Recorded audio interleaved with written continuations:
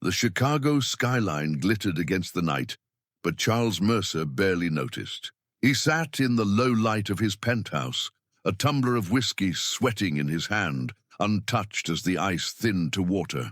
The city stretched endlessly beyond the glass, yet his thoughts were fixed elsewhere. He could still see her, Clara, standing in that lobby, her eyes wide, reflecting the same shock that had torn through him. Time had done little to blunt the memory. If anything, seeing her again had carved the old scars deeper. Why now? Charles muttered, rising suddenly to pace. His footsteps rang against the marble, filling the silence he usually craved.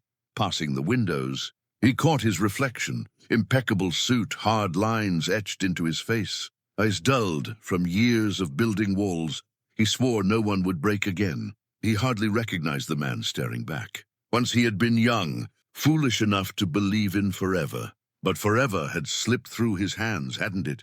Or had he let it? The memory pushed forward.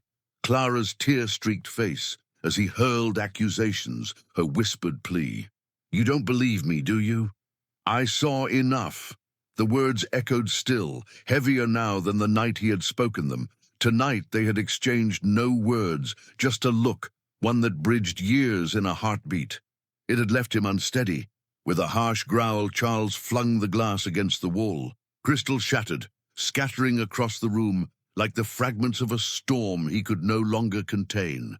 Across the city, Clara sat curled on the edge of her hotel bed, arms wrapped tightly around a pillow pressed to her chest. The skyline gleamed through the window, sharp and unforgiving. She had sworn this trip would be business only. Just work, just another campaign. But fate had other plans. Seeing Charles again had undone her. His face was sharper, colder, but the flash of pain in his eyes had been unmistakable. "You never gave me the chance to explain," she whispered into the stillness, her voice catching. Her phone buzzed. She reached for it, hope sparking for just a moment. But it was nothing more than a calendar alert. Tomorrow's client meeting, one tied to Mercer Enterprises. Of course, fate wasn't finished with her. She let the phone fall and turned toward the window, arms hugging her frame. The city lights blurred, as if even they could not bear to look directly at her grief. The following evening, Charles found himself at the Lantern, a bar where Chicago's elite liked to disappear. He sat in the back, drink in hand, when a familiar figure slid into the seat opposite David Mercer, his father. Unwelcome yet not unexpected. "You've been distracted," David observed, swirling his scotch with casual precision. "Eleanor mentioned you missed dinner. Trouble I should know about?" Charles's jaw tightened. Eleanor, another piece of the cage he had willingly stepped into. "I'm fine," he lied. David's sharp gaze lingered, unconvinced. "Is this about Clara Weston?" Victor asked, his words cutting through the low hum of the bar. Charles's gaze snapped to his father, sharp and suspicious. David's smirk deepened, as if he already knew the answer. "Chicago is smaller than you think. Whispers have a way of finding me." "Don't say her name," Charles warned, his voice low, dangerous. David raised an eyebrow, the picture of amusement. "Still hung up on a college fling?" His tone was mocking, but a flicker of unease betrayed him. Charles leaned forward, every muscle tight with fury. "She was never just a fling," David chuckled, though his hand tightened imperceptibly around his glass. And then it struck. Charles like a blade of ice, the late-night texts. The notes slipped into his hand, the stranger Clara had supposedly been with. A stranger he never saw before or since. "You did something," Charles said slowly, each word laced with steel. "Didn't you?" For the briefest moment, David's smirk slipped. "I don't know what you're implying," he replied, too smooth, too quick, but Charles's heart was hammering. The cracks in the story he had carried for years were showing now. "You've been invested in my life since graduation," Charles said, his voice quiet but unyielding. "Too invested." David leaned back, mask sliding back into place, but Charles saw it, the truth beneath the polish. His father had orchestrated everything. Clara's fall, his heartbreak. Charles's phone buzzed in his pocket, but he ignored it. The world he thought he knew was coming undone. Across town, Clara sat in her boss's office, campaign files trembling in her grip. "Tomorrow," her boss said briskly, You'll present directly to Charles Mercer. He's decided to involve himself personally. Clara froze. He specifically asked to be there, her boss added, completely unaware of the weight those words carried. Clara forced a smile, nodding as if nothing was amiss. Of course, tomorrow.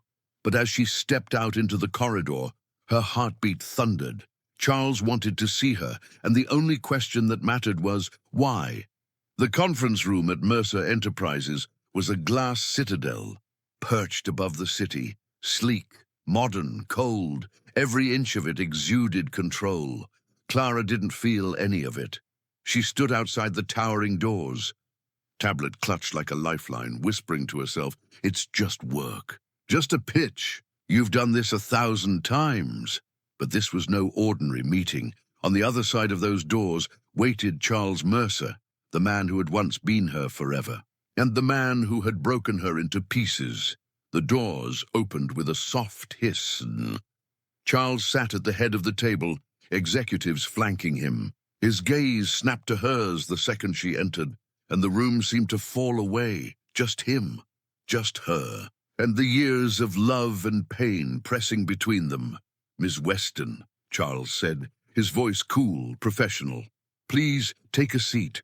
Clara lifted her chin, every ounce of strength poured into her posture. "Thank you, Mr. Mercer." She slid into the chair opposite him, acutely aware of his eyes, sharp, unreadable, burning. The meeting began. Clara launched into her pitch, her voice calm and deliberate, every word polished. She kept her eyes on the screen, on the slides, on the notes in her hand, anywhere but him. Charles, however, barely heard a word. He was transfixed, as if a ghost had stepped back into his life. The curve of her mouth as she spoke, the subtle movement of her hands, the quiet fire in her eyes. He remembered it all too well. When Clara concluded, the room lingered in silence a beat too long.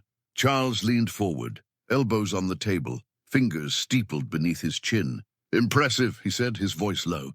"But I have some questions." Clara steadied herself. "Of course. Not about the campaign." His words cut through the room like glass. "About something else." Confused murmurs rose among the executives. Clara blinked. "I'm sorry?" Charles's gaze darkened, though something fragile flickered beneath the steel. "I need to speak with you, alone." No one dared argue. Chairs scraped, whispers drifted, and within moments the conference room emptied, leaving only the two of them and the heavy silence of years unspoken.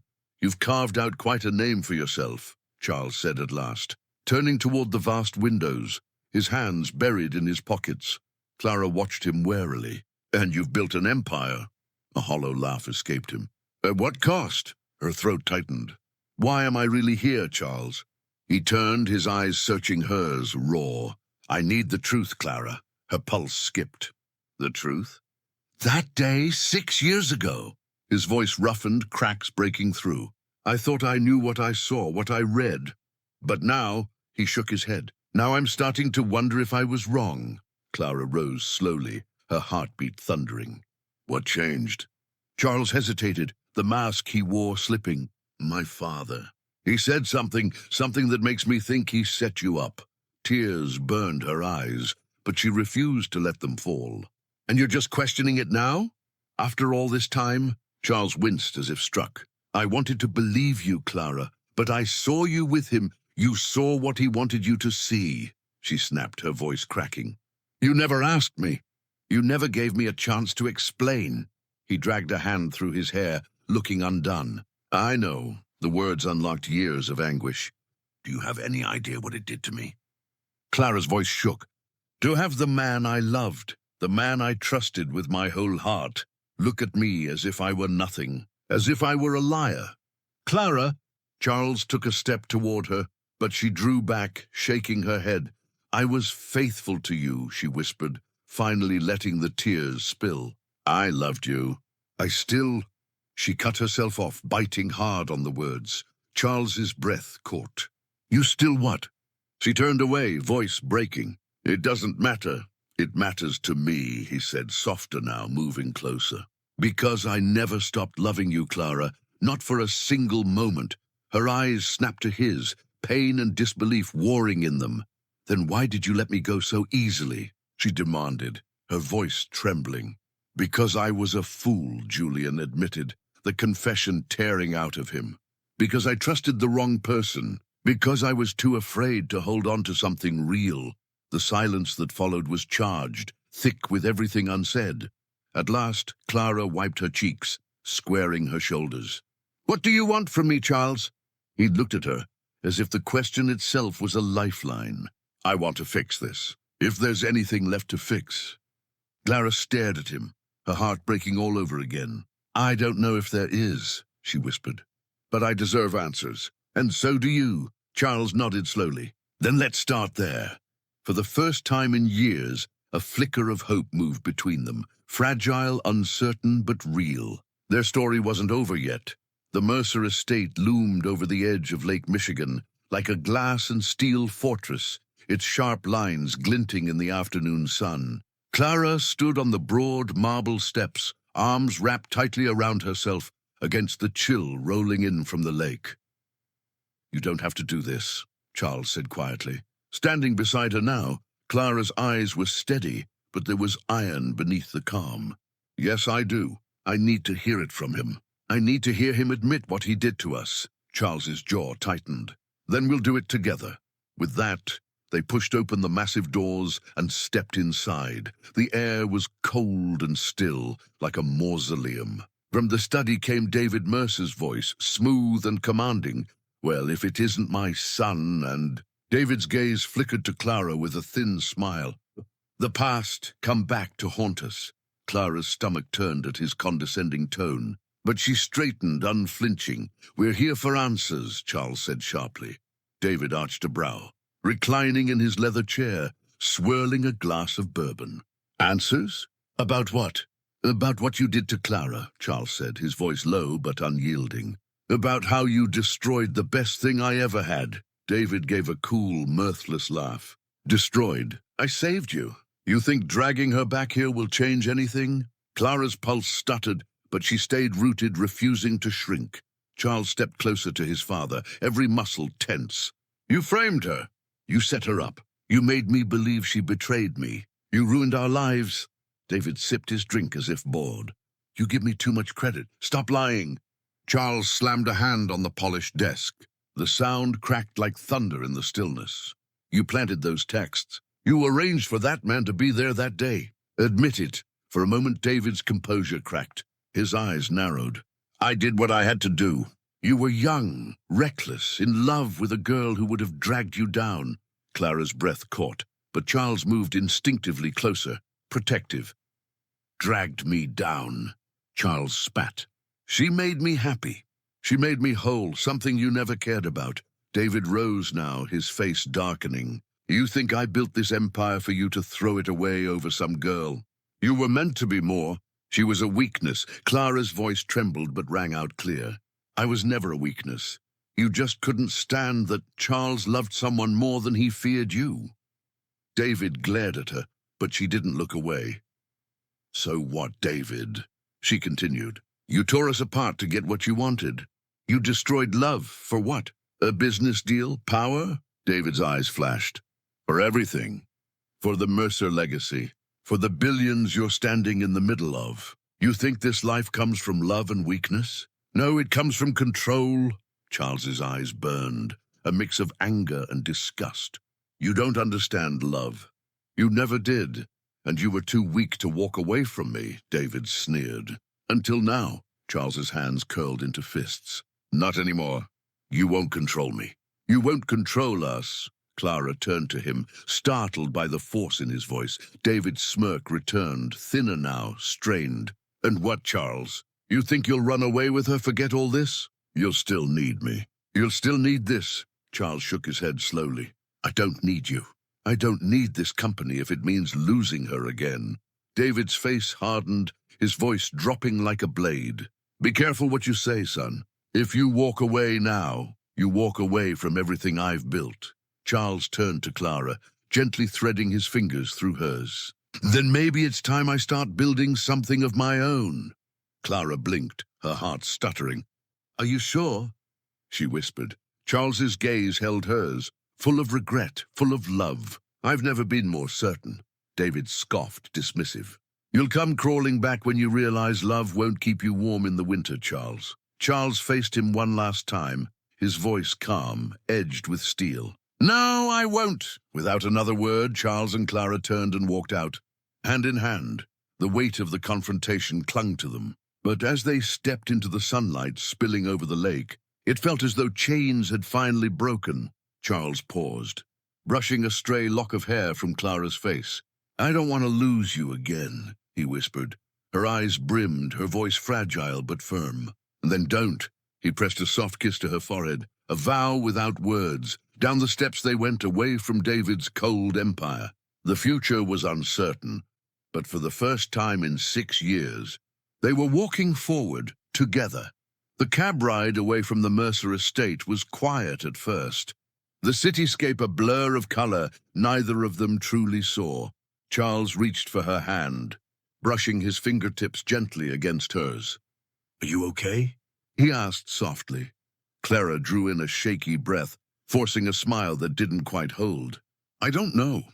I thought hearing him admit it would bring closure, but it just hurts." Charles nodded, his jaw tightening. "Me too." Their eyes met, raw and unguarded. "You stood up to him," Clara said quietly. "I didn't think you would." "I should have done it years ago," Charles confessed, his voice low. "I lost you because I didn't." Her chest tightened at his words. The cab slowed outside her hotel. Charles reached for the door, but Clara touched his arm, stopping him. Maybe we shouldn't rush this," she said gently, searching his face. "I'm still figuring out how I feel, Charles. I can't just forget everything overnight." He swallowed, nodding slowly. "I know. I don't expect you to." Silence stretched between them, heavy with everything unsaid. "But I don't want to walk away again," Charles added softly. "Let me take you to dinner. Not to fix everything, just to be with you." "To start," Clara hesitated. Yet in the way he looked at her, vulnerable, honest, stripped of every wall, she found herself nodding. "Okay," she whispered. Dinner. The next evening, Charles arrived early, waiting at a quiet restaurant tucked away from the city's noise. He checked his watch for the 3rd time, adjusting his cufflinks with restless hands. He had chosen carefully, not one of the flashy venues he used to impress clients, but a warm, intimate place where conversation mattered more than spectacle. When Clara walked in, he stood at once, his smile unguarded. She was luminous in her simplicity, elegant, but tinged with a nervousness he recognized in himself. "You look," Charles faltered, then let a real smile break across his face. "You look incredible." A soft blush rose to her cheeks as she smoothed her dress. "Thank you." They sat. The menus came. Slowly, the conversation began to flow. She spoke of her work, the campaigns she had loved, the cities she had called home for short seasons of her life. And Charles listened, not with the distracted air of a businessman, but with the reverence of a man realizing he'd been starving for her voice all these years.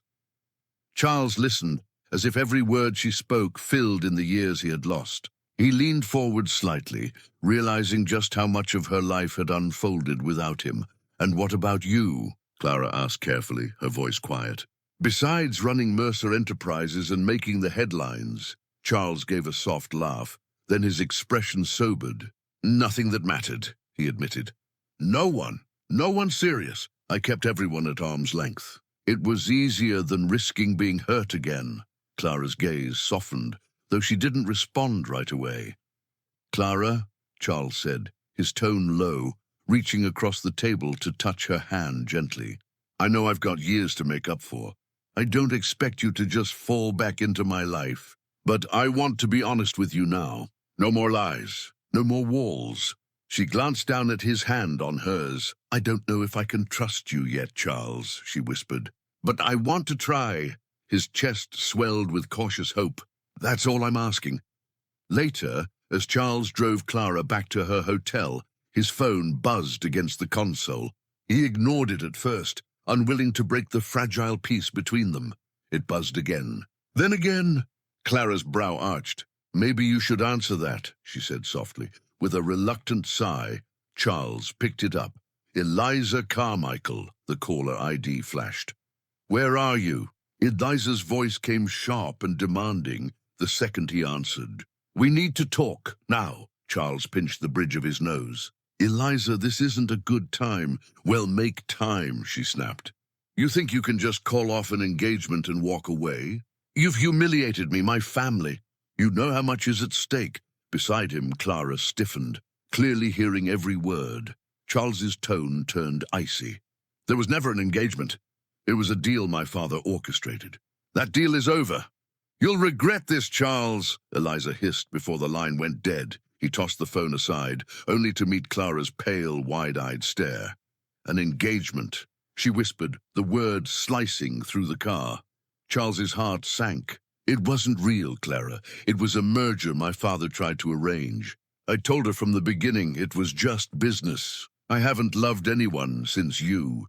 But Clara turned her gaze away, pulling her hand back from his. "Even so, it sounds like a web of messy strings. Clara, please." "I need to think," she whispered. "I just need time." Charles's chest tightened as she slipped out of the car at her hotel, pausing only to give him one last uncertain glance before disappearing into the lobby. He remained in the car, dragging a hand down his face. Just when he thought they'd begun to heal, the past had clawed its way back, and something in Eliza's tone told him she wasn't finished. The next morning, Clara sat by the window of her hotel room, coffee cooling untouched at her side. Her mind replayed every word, every revelation. It wasn't just the so-called engagement. It was everything. Could she really trust him again? Her phone buzzed sharply. She glanced at the screen, and her stomach dropped. Breaking. Mercer Heir's secret romance exposed. Billionaire Charles. Mercer and ad exec Clara Weston spotted rekindling love. Amid engagement scandal, beneath the headline was a photo of them at dinner, candid, intimate, leaning toward one another, laughing like lovers who had never parted. The article painted Charles as a betrayer of Eliza Carmichael, twisting Clara into the villain, the manipulative woman who had destroyed a high-profile engagement. Each line struck harder than the last, her hands trembling as she scrolled. She could hardly breathe. A knock rattled the door. Clara jumped, clutching her robe tighter as she shuffled forward.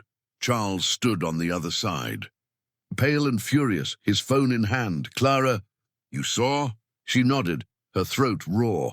"I saw. I swear to you, I had nothing to do with this." His voice was ragged.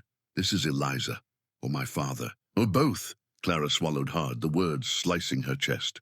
"The whole city thinks I'm some home-wrecking mistress." "Charles," he reached for her, but she stepped back, tears brimming. "You promised me. No more lies. No more messes." "I didn't lie," Charles said firmly, stepping into the room and closing the door behind him. "I told you about Eliza, about the deal Victor made. I ended it. This is them lashing out." Clara paced, wringing her hands. "I've worked for everything I have, my career, my reputation, and I won't let them destroy you," Charles said, fierce and unyielding. She turned on him, her voice breaking. "But they already have. Do you see the headlines? This could ruin me." Charles's eyes hardened, steel cutting through his rage. "Then I'll fix it. Whatever it takes." A sudden angry knock thundered against the door. Charles stiffened. "Stay here," he whispered before yanking it open. Eliza Carmichael swept in, sharp as a blade, sunglasses covering her eyes, her presence cold and commanding. "So this is where you ran?" she sneered, brushing past Charles without hesitation. Clara straightened, lifting her chin, as Eliza's gaze snapped to her. "You must be proud of yourself," Eliza spat, stealing him back, "making me look like a fool." "I didn't steal anyone," Clara said evenly, though her heart hammered. "Oh, spare me!" Eliza's voice dripped venom. "You play the innocent, but I know your type.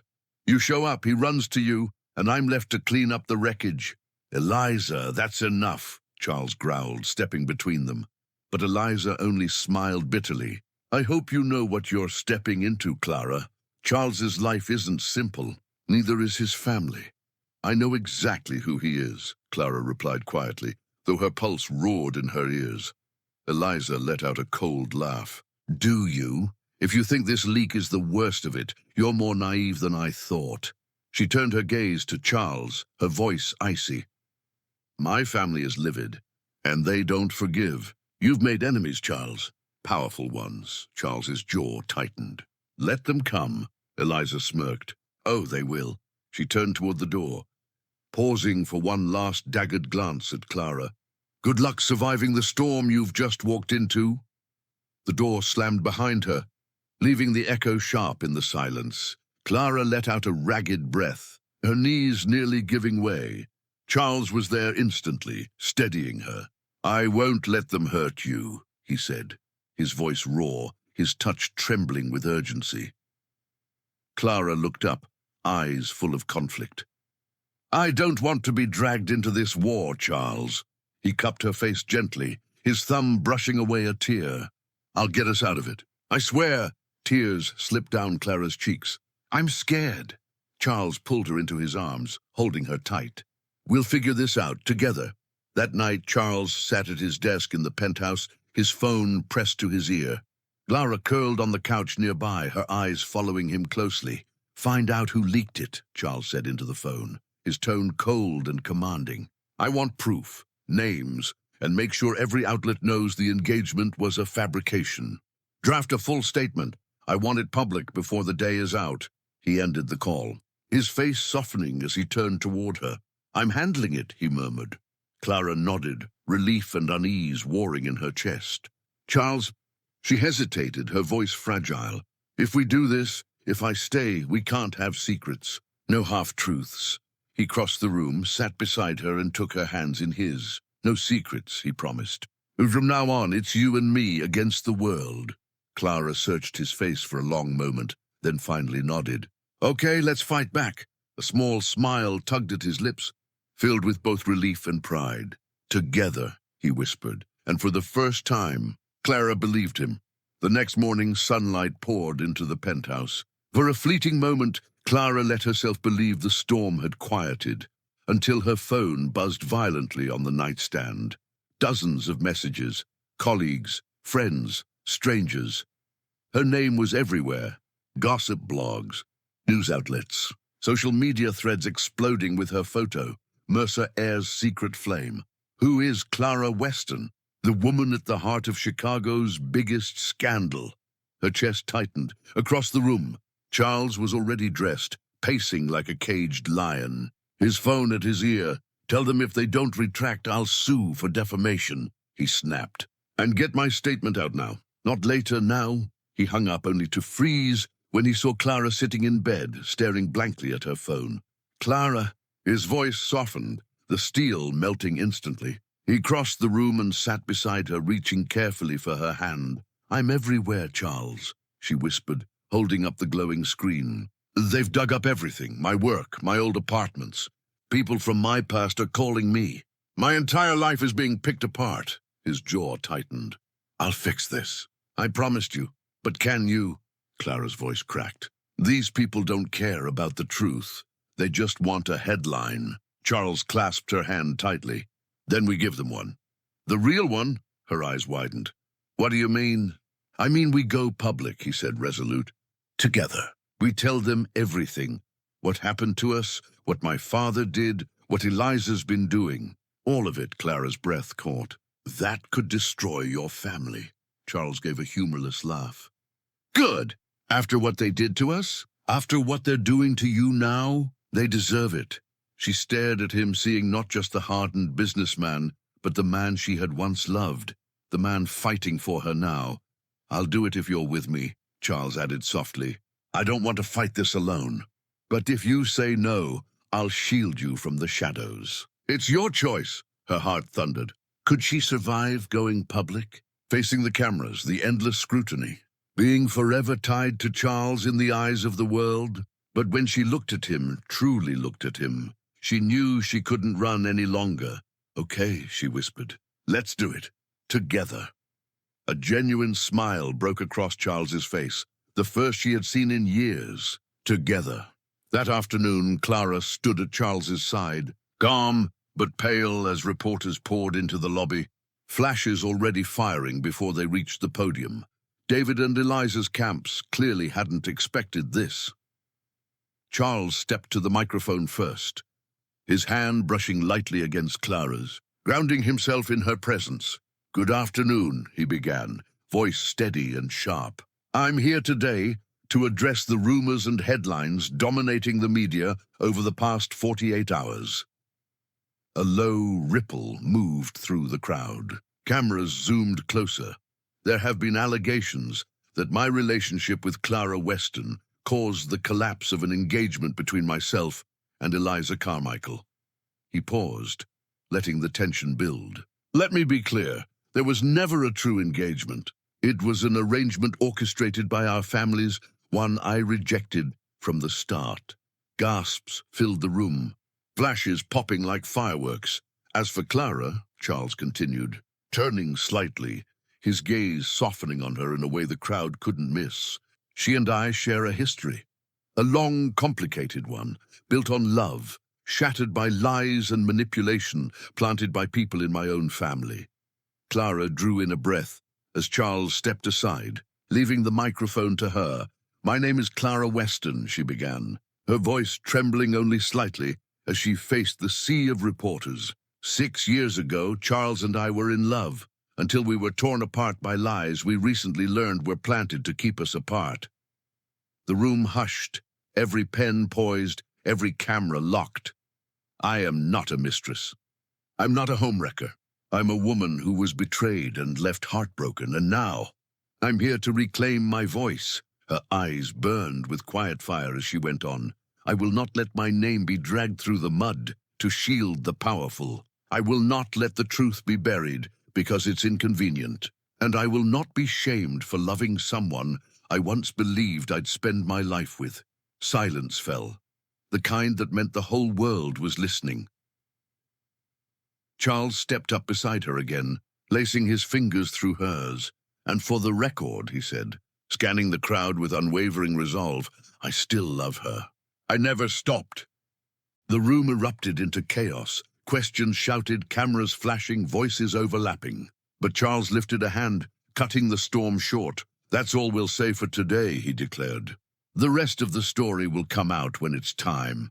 Until then, we ask for privacy and respect." With that, Charles and Clara turned, walking out hand in hand, leaving a sea of stunned reporters in their wake. Back in the penthouse, Clara curled up on the couch, the television flickering with news anchors scrambling to process what had just happened. "Well, Charles Mercer just broke the internet," one reporter announced live. Clara turned to Charles, who was pouring them each a glass of wine. His tie loosened. Exhaustion etched into his features. "You really meant all that?" she asked softly as he handed her the glass. Charles sat beside her, facing her fully. "Every word." She looked down at the wine, then back up at him. "You know this doesn't fix everything," she whispered. "There's still a lot between us. Things we'll have to face." Charles nodded, his expression earnest. "I know I'm not asking you to forget the past. I'm just asking for a chance to rebuild." Clara searched his eyes for a long moment before finally, slowly, nodding. "Okay," she breathed. "Let's try." Relief washed through Charles, a small smile breaking across his lips. "One day at a time." Clara leaned her head gently against his shoulder, her smile soft. "One day at a time." Outside, the city pulsed with their story. But in the quiet cocoon of the penthouse, it was just them. And for now, that was enough. The morning sun filtered weakly through the curtains, but the light did little to ease Clara's tension. She stood by the window of Charles's penthouse, arms wrapped around herself, staring at the endless lines of traffic far below. Behind her, Charles paced with his phone pressed to his ear, his voice sharp, controlled. "No, I don't care how much pressure the Carmichael family is putting on the board," he snapped. "I hold controlling shares. They can't force me out." Clara's chest tightened. She knew this wasn't over, not even close. Charles hung up, rubbing the back of his neck before turning to her. "They're coming hard, Clara, trying to push me out of my own company. The Carmichaels are furious." Clara pulled away from the glass, her expression shadowed with guilt. "Because of me." Charles crossed the room in 2 strides, cupping her face in his hands. "No, because of them. Because they think they can dictate every life in their orbit. And now that I've broken free, they're terrified. This isn't your fault. But dread coiled deep in her stomach. Charles, if you lose everything, I don't care about everything. His voice softened, but his eyes burned with conviction. I care about you, us. I'll fight them, whatever it takes. Clara wanted to believe him. She almost did. But then her phone buzzed, vibrating with a call that made her blood run cold. Her boss. She took a deep breath and answered. Clara. Linda's voice was clipped and formal. I need you to come into the office. There's a situation with the board. We need to discuss your position. Clara's heart sank. My position? What do you mean? I think you already know. The publicity surrounding you and Charles Mercer is making the firm nervous. Clients are asking questions. Clara swallowed hard. I'll be there soon. When she lowered the phone, Charles was watching her, his gaze heavy with concern. They're going after your job, he said quietly. She nodded, her stomach churning. I have to face them. I'll come with you, he offered immediately. Clara gave him a small, grateful smile. I need to do this on my own. Reluctantly, he nodded, brushing a kiss across her forehead. Call me if you need anything. Clara walked into the sleek, glass-walled office, her heels clicking against polished marble. Eyes followed her, some curious, others judgmental. Linda met her in the conference room, joined by two board members Clara barely knew. Clara, Linda began, folding her hands neatly on the table. You've been one of our rising stars, but this situation with Charles Mercer has complicated things. I understand, Clara said evenly, though her heart pounded. We're worried about the firm's reputation, one board member cut in, blunt and cold. Clients are hesitating. They don't want to be linked to scandal. Clara lifted her chin, her voice firm. With respect, my personal life has no bearing on my work. My campaigns are among the strongest this firm has delivered. Linda's expression softened with sympathy, but her words carried no mercy. I know, but sometimes perception becomes reality. We have to protect the firm. So what exactly are you saying? Clara asked. We think it would be best if you took a leave of absence, Linda said gently. Until things settle down, Clara's throat burned. A leave of absence. Polite words for you're too much trouble right now. And if I don't agree? She pressed, her eyes flashing. The board member gave a small shrug. Then we'll have to reconsider your position altogether. Clara rose, her heart breaking but her spine unbowed. I see. Thank you for making it clear where I stand. She walked out with her head held high, each step steady even as her dreams slipped away behind her. Clara slipped into the penthouse without a word, pale and small against the door. Charles rose from the couch the instant he saw her, all alarm and motion. What happened? He asked, crossing the room. They want me to take a leave, Clara said, sinking into the cushions, voice thin. Or I risk losing my job. Charles cursed under his breath, the sound raw. He started to pace, sleeves rolled up, tie abandoned. Everything about him narrowed to a single fierce focus. They're cowards, he spat, letting people like Eliza's family and my father scare them. Clara shook her head once, bitterly. This was my life, Charles. Everything I built. And now because I'm with you. Her voice broke. The tears she'd been holding back finally spilled. He came to her instantly, wrapping her in his arms until she could breathe.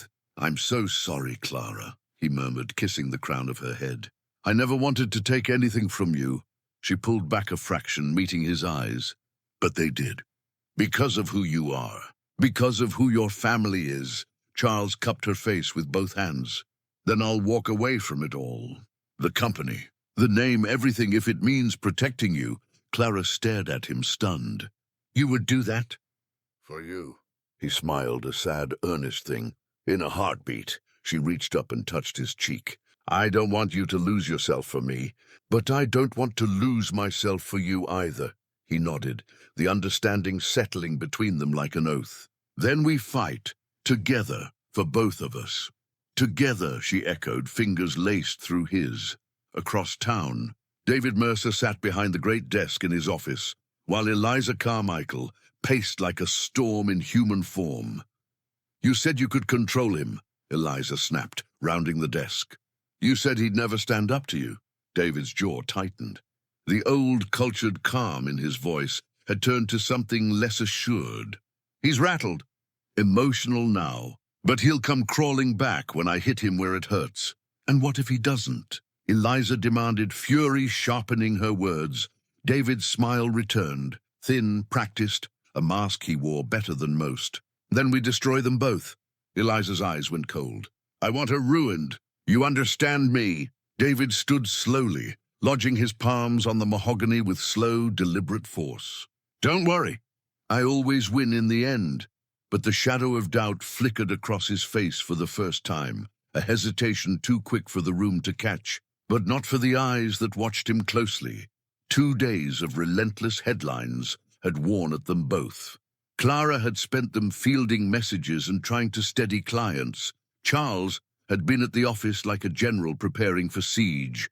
Calls, strategy sessions, lawyers assembling. The penthouse felt like command central, intense, focused, intimate. "We need a plan," Clara said at last, closing her laptop with a hard click. Her voice was steady now, sharpened by resolve. Charles stopped drifting and faced her. "I've been working on one." He pulled a slim folder from the coffee table and slid it across to her. Inside, names, notes, counsel contact information, timelines. He had not only legal counsel, he had forensic accountants, PR strategists, and a list of journalists who would run careful, documented pieces if given the facts. "If they want to attack us publicly," he said, "we strike where it actually matters to them. Business and reputation. We document everything. We file for discovery. We subpoena whoever leaked the documents. We go after me father for corporate sabotage and any misuse of company systems. And we pursue defamation actions against outlets that print lies." Clara read the pages, breath shallow but steady. "You're really prepared to go that far? Against your father?" "He stopped being my father when he decided to weaponize my life," Charles said, hard and honest. "This isn't about revenge. It's about truth and protection." She looked up at him, fright, gratitude, a cautious kind of hope mixed together. "I don't want to drag you into a war you'll regret." Charles reached for her hand. "Then we make sure it's a fight worth having. I'll protect you, and I'll do it in the open. No more secrets." She let out a slow breath. "Okay, let's do it together." That night, their legal team filed the first motions, a demand for an internal investigation at Mercer Enterprises into unauthorized data access, a defamation notice sent to several outlets, and preliminary papers to compel discovery from third-party PR firms tied to Eliza Carmichael's. On paper, it was precise and surgical. In practice, it was the opening volley of a war. David and Eliza, meanwhile, moved in darker channels. Quiet partners called, emergency donors briefed, quiet pressure put on board members who still owed favors. David met with counsel of his own, skirting the thin line between corporate defense and escalation. Charles read the message that night, an encrypted note from a former Mercer operative who'd gone quiet years ago. "I have records. Meet me. I can prove the setup." The sender name was unfamiliar, but the implication was electric. Charles closed his phone and looked to Clara. "We might have our first ally," he said. Clara's fingers found his. "Then we don't waste time. We take every hand that reaches out." Charles gathered his team before the sun had fully burned through the morning haze, lawyers, a PR lead, and a digital forensics specialist, their briefcases and laptops forming a chessboard on the conference table. Clara sat at his side, steady and watchful, fingers threaded through his when the conversation threatened to blur into panic. Charles set the folder he'd brought down in front of him and looked at each person in turn. "We don't panic. We respond, cleanly, legally, and with force." Ethan, the PR lead, sharp, unflappable, tapped his tablet and pulled up a rolling feed of headlines. The fake photos and the fraud story, it's already syndicated. We can't bury it, but we can reframe it. Immediate takedown notices and a controlled statement will blunt the worst of the spread. Then we push a second wave, documented facts, timelines, and the engagement evidence showing it was an arrangement, not a real betrothal. Marisol, senior counsel, folded her hands.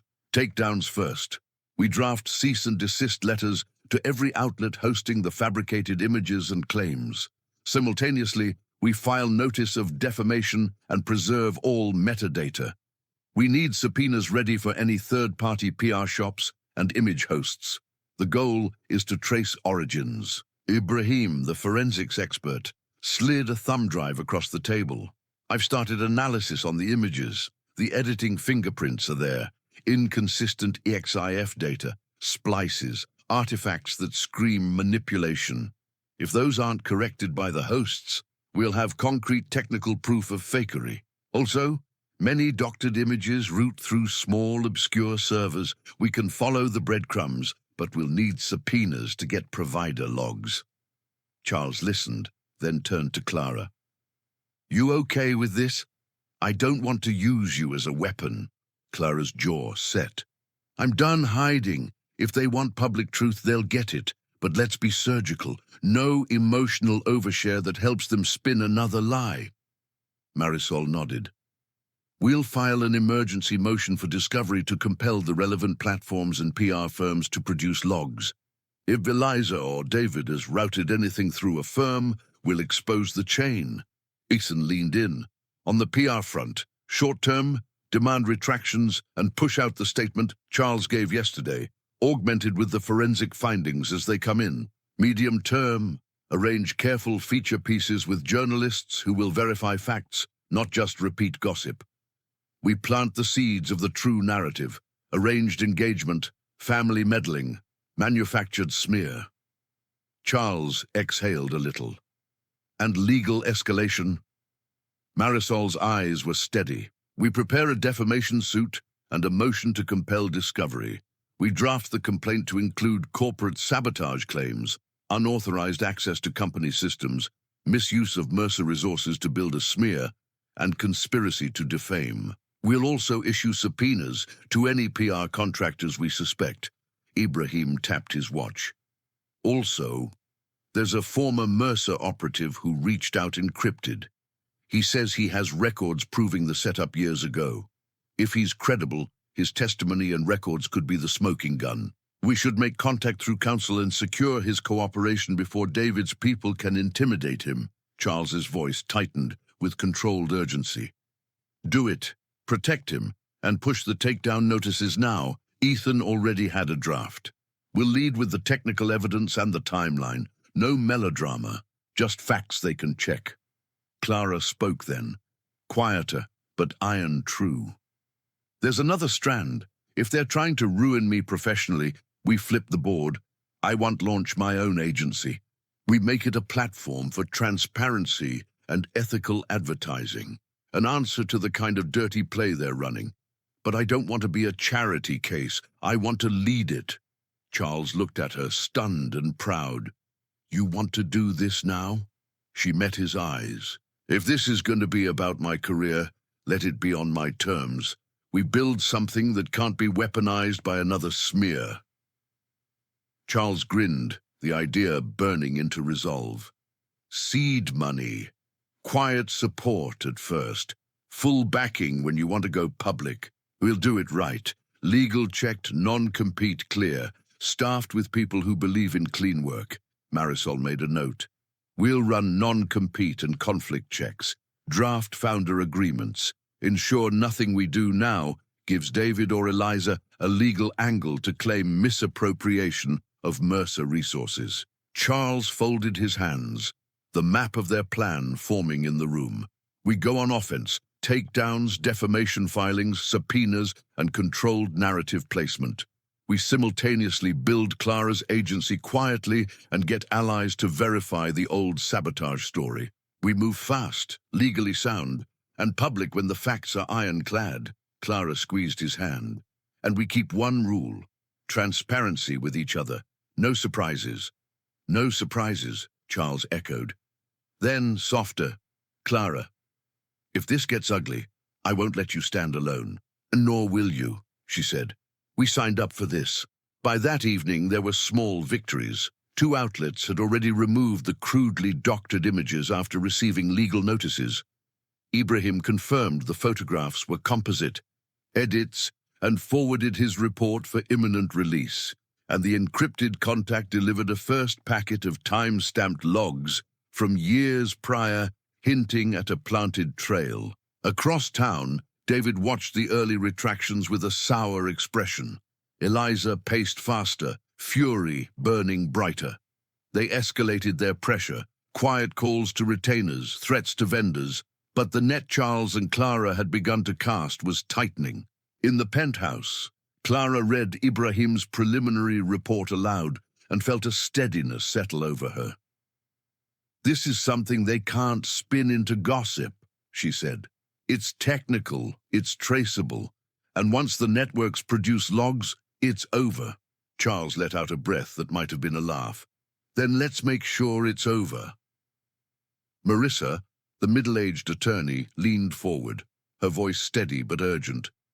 "We've already drafted cease and desist letters to every outlet pushing those fabrications. But stopping them isn't enough. We need to expose who's behind it, and we need proof these are doctored fast." Clara's voice, low but resolute, cut through the hum of the room. "If we don't, my career's over. No one will trust me again." Charles slipped his hand under the table, squeezing hers, a silent vow. Marissa nodded. "Our digital forensics team is tearing the files apart. If they've been altered, we'll prove it. But to tie this directly to David Mercer or Eliza Carmichael, we'll need more. Bank transfers, email chains, something that leaves fingerprints."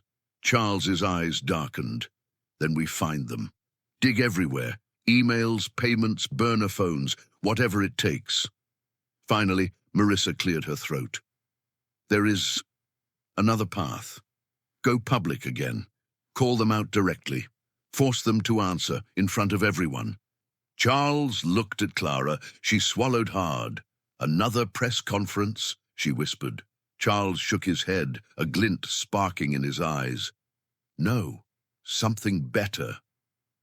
By that evening, Charles had arranged a live, nationally televised interview. No filtered sound bites, no headlines twisted out of context. Just them, face to face with the truth. Melissa Hartman, a respected anchor known for cutting through spin, shook their hands in the studio's green room. "You know this is risky," she warned. "If you hold anything back, the audience will know. And if you don't have proof, this could blow up in your faces." Charles's reply was grim. "We know, and we'll tell the truth," Clara added, her voice soft but firm. Under the heat of the studio lights, with cameras whirring to life, Charles reached for Clara's hand. She gave a small nod, her pulse hammering, but her resolve solid. Melissa leaned in, her expression serious. "Mr. Mercer, Mrs. Weston, you've been at the center of one of the biggest scandals this city has seen. Why speak out now?" "Because we're finished letting others write our story," Charles said evenly. "We're finished letting lies define us." Clara's voice followed, trembling at first but gathering strength. "The things being said about me, about us, aren't just false. They're dangerous. My career, my name, my entire life has been torn apart by people with money and power, desperate to silence me." Melissa's eyes sharpened. "You're referring to David Mercer and Eliza Carmichael?" Charles's jaw tightened. "Yes. My father and Eliza orchestrated this smear campaign. We know they're behind it because we exposed the lies that destroyed Clara and me 6 years ago." Melissa pressed forward. "Do you have proof?" Charles looked straight into the camera, his gaze unflinching. "We will. And when we do, every shred of it will be made public." Clara drew in a breath, her eyes burning with quiet fire. "I will not let them bury me. Not again. And I won't let them destroy Charles to protect their lies." Melissa gave a slight nod, sensing the moment. Charles leaned in for the final word. "You wanted a fight. You've got one." The red light on the camera blinked off. Across town, David Mercer watched from his office, his fingers tightening around a glass of bourbon, jaw ticking with fury. "Arrogant boy," he muttered, pacing behind his desk. Eliza sat stiffly on the couch, her anger barely contained. They're turning the tide. Look at the feeds. People are siding with them. David scowled. It doesn't matter. They still have nothing to pin on us. Just then, his assistant rushed in, pale as parchment. Sir, you need to see this. David snatched the tablet from her hands. On the screen was an anonymous drop of documents, internal emails, time-stamped transfers, and early drafts of the very smear campaign Clara had just denounced on live television. For the first time, David's hand shook. The headline burned across every screen, leaked emails, revealed connection between David Mercer, Eliza Carmichael, and smear campaign against Clara Weston. Attached were damning files, emails, transfers, even text threads, a paper trail that could ruin them both. David's face drained of color. How the hell? He whispered. Eliza snatched the tablet, scrolling furiously, her hands trembling. Who leaked this? She hissed, but neither of them had an answer.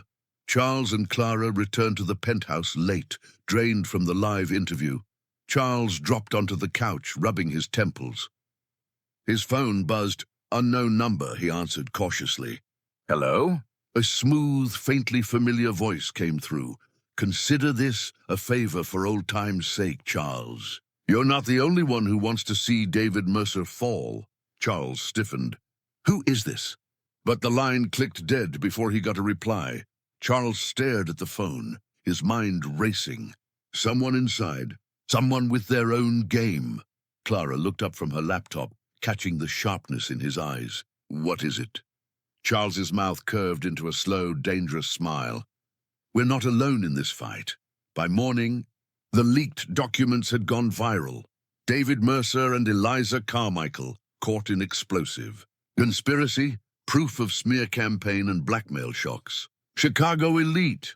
Mercer legacy in jeopardy. Emails show covert. Plot to destroy heir and former lover. Charles stood at the floor-to-ceiling window. The skyline sprawled beneath him, but all he felt was the storm in his chest.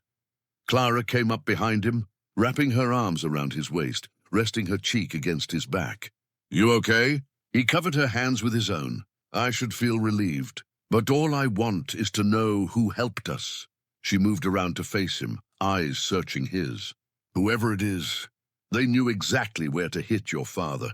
And Eliza, Charles said darkly. This isn't over.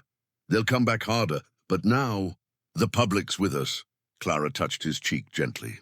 Then we'll be ready. Just as he leaned in to kiss her, his phone buzzed again. The same unknown number, Charles answered instantly. Who are you? A quiet chuckle came through the line. Don't worry. I'm a friend for now. If you want answers, meet me tonight. Alone, 8 p.m. The old Kensington Club, no one else. The line went dead. Clara frowned at his expression. What is it? They want to meet, Charles said, eyes narrowing. Tonight. Later, Charles stood outside the Kensington Club, once an exclusive jewel of the city, now shuttered and forgotten. The old sign hung crooked, windows dusty, the faint glow of streetlights casting long shadows across the facade. His heartbeat hammered as he pushed the heavy door open. Inside, the air smelled of dust and disuse. A single lamp burned at a table in the corner.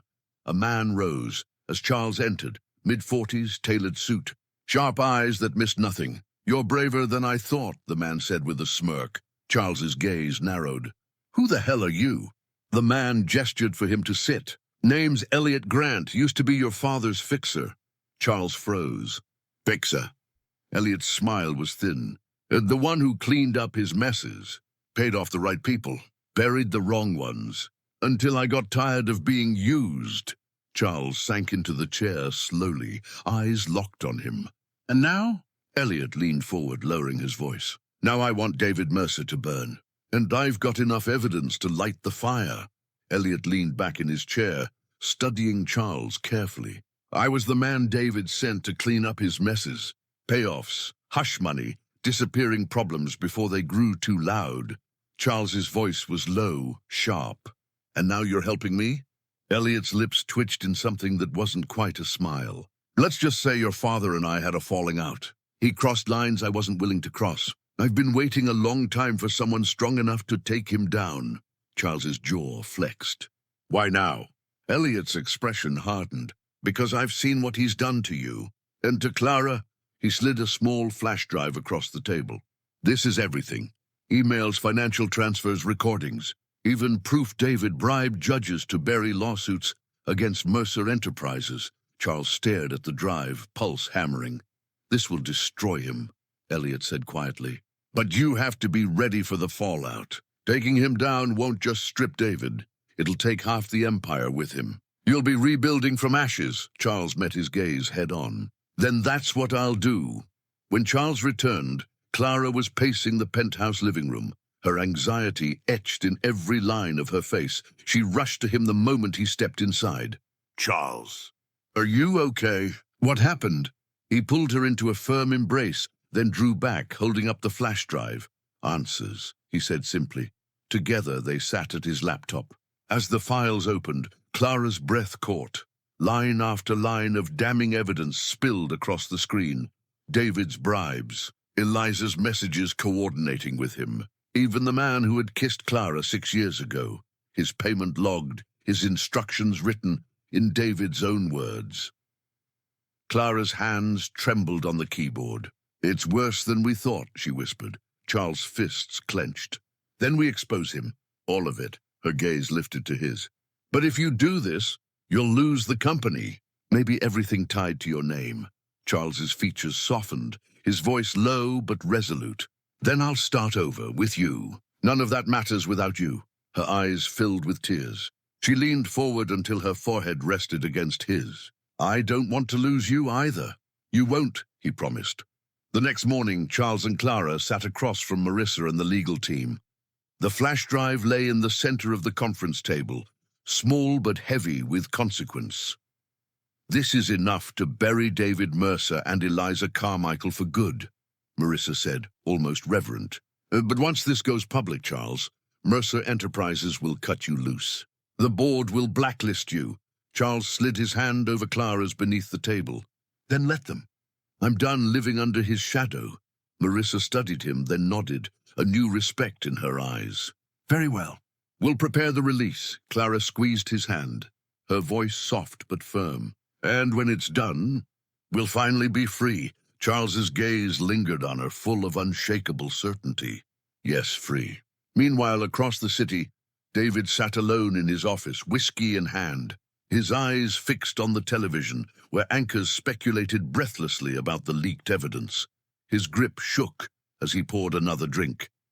Eliza stormed in, pale and furious, her phone clutched tight. Charles is going to expose everything.